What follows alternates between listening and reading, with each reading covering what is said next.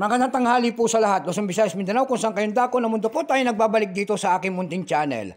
Samuel Soriano TV29 para mag-discuss ulit ng another coins. At ito po ay ating hilig.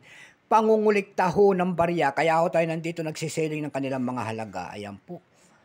Magandang tanghali po sa lahat ng aking mga subscriber dyan. Kung saan kayong dako ng mundo po. Ayan, maraming salamat sa inyo po. Yun naman pong hindi pa po nakapag-subscribe at gusto nyo ang ganitong mga topic po about coins. Ayan. Aanyayahan ko sana kayo at malaking tulong na po ang inyong gagawin tulad ng pagpindot ng ating subscribe button, like and share. Para ma-update po kayo sa mga latest ko pang gagawin mga video po. Ang pag-usapan po natin ngayon ay pera po ng United States of America. Ayan ang ating pag-usapan. Year 2000 po, pera po ng United States of America. Baka may maganito po kayo dyan, ayan po. Hindi po isahan lang ang bintahan yan. Pag nag-comment naman po kayo, bultuhan po, ayan. At hindi naman po ito gaanong kamahalan. Ayan po, baka magtaka po kayo.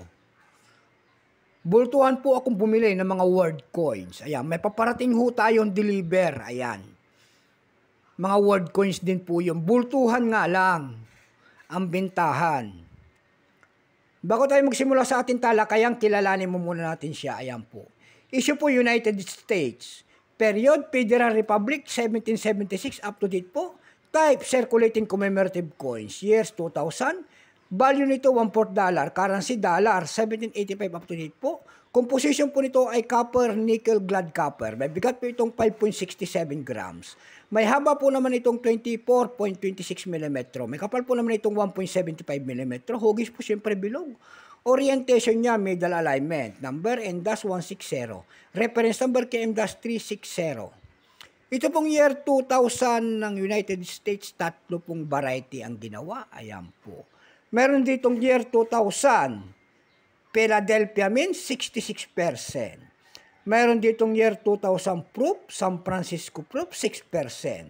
Itong hawak po natin, ito po ay year 2000 Denver men. Ito po ay 63%. Kung ilang piraso naman ang ginawa rito sa hawak natin, ito po ay 556 million. 532,000 piraso po. Ayan.